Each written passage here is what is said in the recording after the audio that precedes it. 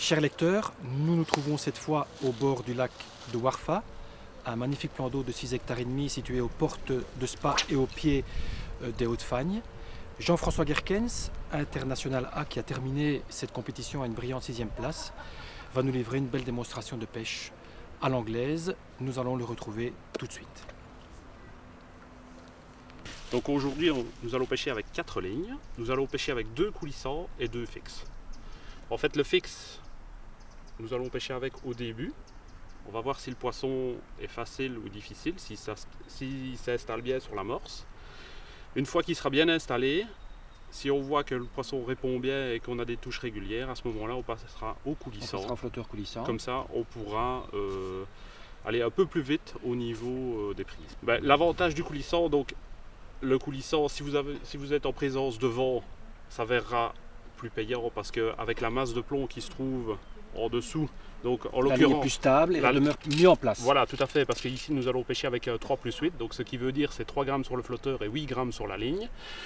Et l'autre coulissant, nous allons pêcher avec 3 grammes plus 10. D'accord. Effectivement, donc là, ligne beaucoup plus stable, voilà. Moins soumise à l'effet du vent. Et alors les flotteurs fixes, on va utiliser un flotteur de 7 grammes, droit, parce que les poissons recherchés, en fait, ce sont des poissons comme les gardons. Oui. Il faut quelque chose quand même d'ultra sensible et une antenne de 2 mm s'avère le mieux pour pêcher ici. En l'occurrence, nous allons pêcher à l'asticot.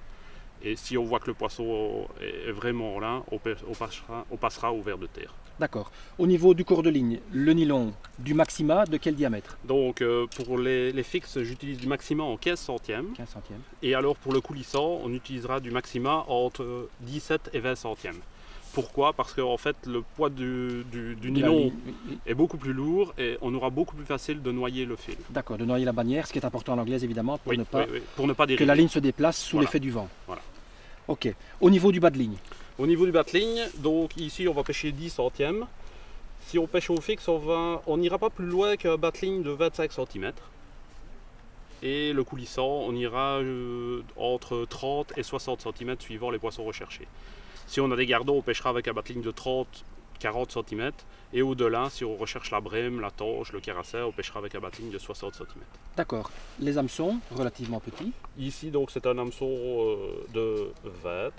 C'est un red match. Alors pour les coulissants, on a des bas de ligne entre 12 et 14 centièmes avec un hameçon de 16 ou de 14. Oui, et alors on a une canne sondeur. Le sondage. Tout à fait. Qui à l'anglaise revêt un caractère particulièrement important parce que tu vas déterminer non seulement la profondeur du coup, mais aussi la distance à laquelle tu vas établir ce coup. Voilà. La longueur sera matérialisée sur la ligne par un nœud. Oui, en fait un nœud fluo, tout simplement. Donc un nœud fluo qui est là. Voilà, en 12 centièmes. Oui. Pourquoi en 12 centièmes? Parce que c'est très très fin et ça passe très facilement dans les anneaux. Dans les anneaux. Voilà. Et on peut voir que le nœud, quand il est serré, ne se déplace pas. D'accord, le nœud ne se déplace pas. Ça va te permettre de déterminer la longueur de nylon jusqu'au cou. Voilà. Et tu vas ensuite la reporter sur tes lignes. Voilà. On va pêcher à une distance de plus ou moins 30 mètres. Donc c'est un coulissant. C'est un flotteur de 12 grammes. Oui. Avec une antenne multicolore.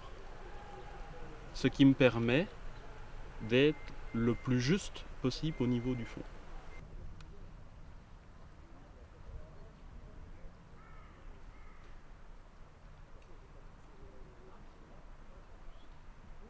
Maintenant, il s'agit de reporter la longueur, le fond, sur toutes les lignes. Voilà, exactement. Donc ici, c'est le flotteur fixe. Que tu pourrais à présent nous détailler la composition de l'amorce que tu vas préparer pour pêcher ici en eau close à Warfa. Oui, tout à fait. Donc, je vais utiliser du carassin de chez Van den Eyck. En fait, j'utilise du carassin de chez Van den Eyck parce que c'est une amorce remplie de chapelure avec des grosses particules, ce qui va permettre que l'amorce s'ouvre assez rapidement et attirer les gros poissons. Donc ça, c'est une partie de l'amorce. Je vais mettre 2 kg de carassin brun. Okay. Et alors, on va rajouter de la Big Fish parce que la Big Fish recolle l'amorce pour pouvoir la propulser plus ou moins à 30 mètres. Et à ce niveau-là, si on ouvre la Big Fish, on va s'apercevoir que dedans, il y a des gros morceaux de maïs. Donc ce qui va permettre de recoller l'amorce avec du TTX dedans. D'accord. Ça va? Et on finira, pour attirer plus vite les poissons sur le coup, on va ajouter un petit peu du chènevis grillé pour faire pétiller l'amorce Donc assez rapidement. ça fait pétiller l'amorce et donc ça libère des particules. Voilà. Donc on va prendre 2 kg de big fish, 2 kg de carasset et on va rajouter simplement du chanvre grillé. Ça nous fera quelle quantité d'amorce au total? Ça va plus ou moins nous faire 17 litres d'amorce. 17 litres d'amorce. Oui. Pour une partie de pêche que tu évalues à 3 heures. 3 heures. 3 heures. Parce qu'en fait, la pêche à l'anglaise, automatiquement, quand on pêche à l'anglaise, on doit rappeler plus régulièrement que si on pêche au coup. Tout à fait. Voilà. Donc je vais introduire tous les produits dans la bassine.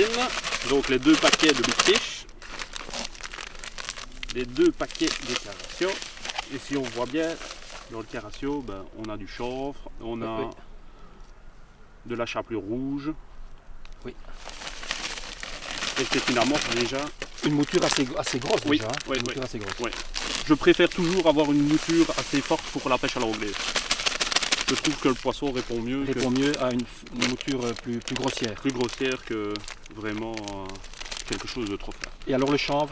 Alors le chanvre ici je vais mettre plus ou moins donc la moitié du paquet c'est 500 grammes, donc l'équivalent de 250 grammes. Voilà. On va tout mélanger.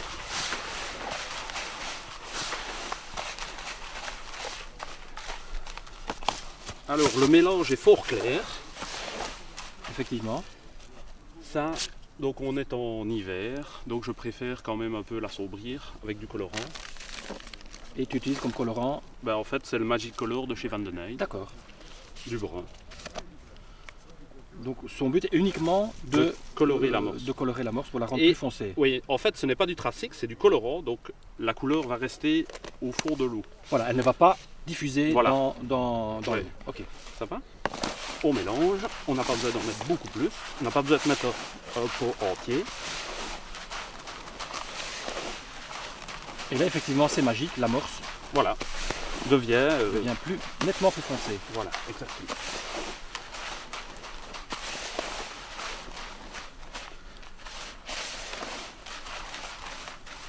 Donc maintenant on va mouiller.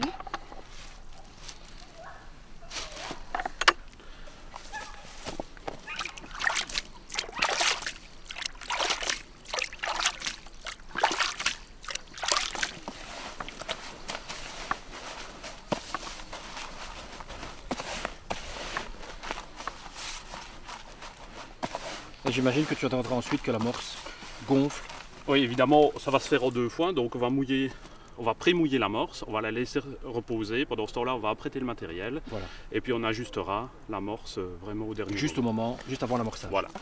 Dans les produits que tu utilises, il n'y a aucun produit miracle, il n'y a aucun mystère. Voilà. Parce que je pense que de nombreux pêcheurs ont l'impression que les gens qui évoluent comme toi au plus haut niveau ont des petits secrets et que ce sont ces petits secrets qui les font gagner. Mais dans la réalité, on se rend compte que ce n'est pas du tout le cas. Pas du tout. Vous utilisez des amorces qui sont à la portée de tout le monde et que l'on trouve dans le commerce. Exactement. On ajoute maintenant les èches. Les èches, donc nous allons incorporer des asticots, des rubis. Voilà. Et nous allons mettre des vers de terre. Il faut les tamiser parce que quand on les achète dans le commerce, il y a énormément de terreau. Et maintenant, je vais les couper et les incorporer à la mort. Les couper, c'est pour augmenter l'attractivité de l'ensemble? Oui, j'imagine. tout à fait. Voilà. Et alors, ça provoque quand même un jus Oui. qui va pouvoir attirer les gros poissons. On mélange. Et on n'aura plus qu'à faire les boules. Au moment de la confection des boules, j'imagine qu'il est important de confectionner des boules qui ont à peu près toutes toujours le même poids. Voilà, toujours le même poids et plus ou moins la même forme. On va la propulser à 30 mètres. Donc il faut qu'elle rentre parfaitement dans la poche de la fronde qui va te servir pour l'amorçage de départ. Voilà. Jean-François, je vois que tu te sers aussi de ton montage qui te permet de sonder comme repère à l'amorçage. Oui, tout à fait. Tu as mis plus de fond pour que l'antenne reçoive Oui. davantage, pour que ce soit plus visible. Voilà, exactement. Comme ça, on a un bon repère pour amorcer. Ok. Pourquoi as-tu choisi cette distance de 30 mètres? En fait, c'est très très simple. Au niveau des frondes, c'est là que j'amorce le mieux. D'accord, c'est ta distance de de prédilection. prédilection. En fait, c'est là où les boules normalement tombent le mieux au niveau pêche. D'accord. Suivant les frondes qu'on utilise, donc ici j'utilise une fronde Drenan avec une rouge. Donc celle-ci va permettre d'envoyer les boules de départ sur le coup.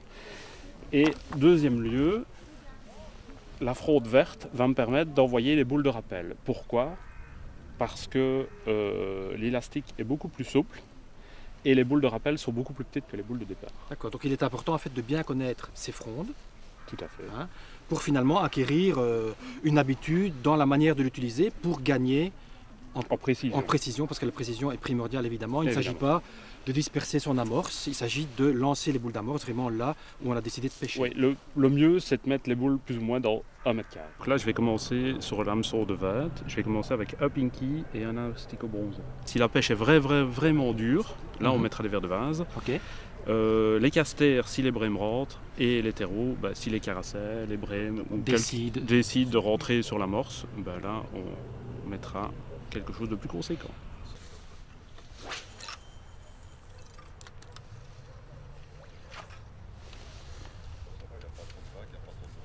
L'aguichage, tu vois.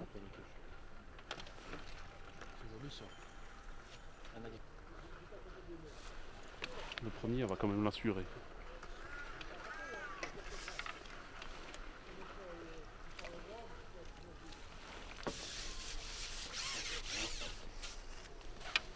On fait toujours une photo du premier.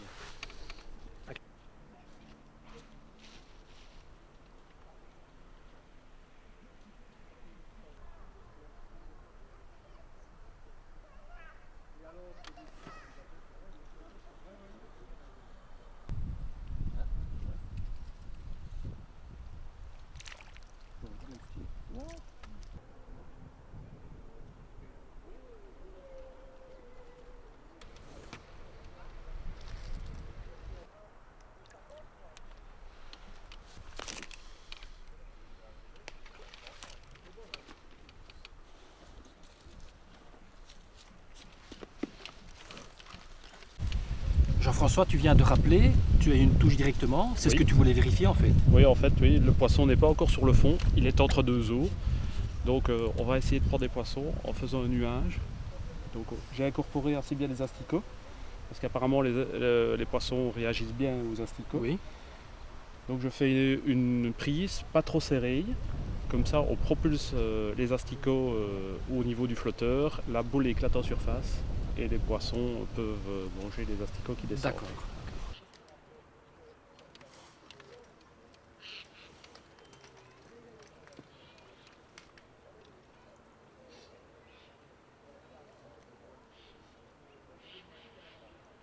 Tu as capturé une dizaine de poissons, les touches sont régulières.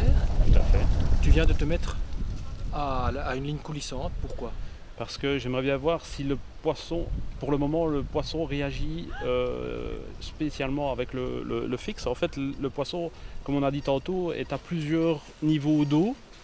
Et alors, les touches sont parfois un peu rapides, que le poisson prend entre deux eaux. Alors j'aimerais, avec le coulissant, voir si je ne sais pas avoir des touches beaucoup plus franches, beaucoup plus nettes, puisque l'èche va être beaucoup plus immobile sur le fond. Et il va y arriver probablement plus rapidement. Plus rapidement et va éviter tous les petits poissons qui sont entre deux eaux. Donc tu voudrais éviter ces poissons qui sont dans la colonne d'eau et qui provoquent des touches finalement relativement difficiles. Difficile à ferrer. Oui. Ok. Donc on va mettre 2 asticots et on va essayer de pêcher un tout petit peu sur le fond. Je vais essayer de me mettre 30 cm sur le fond. Tu te mets un petit peu traînant, oui. Ouais, pour voir comment le poisson réagit.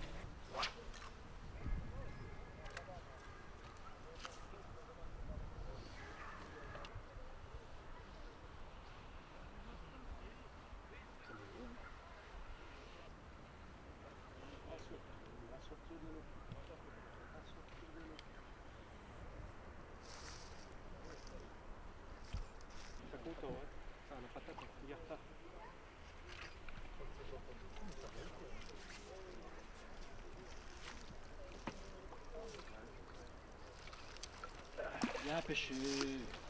Il est dedans. Bien pêché.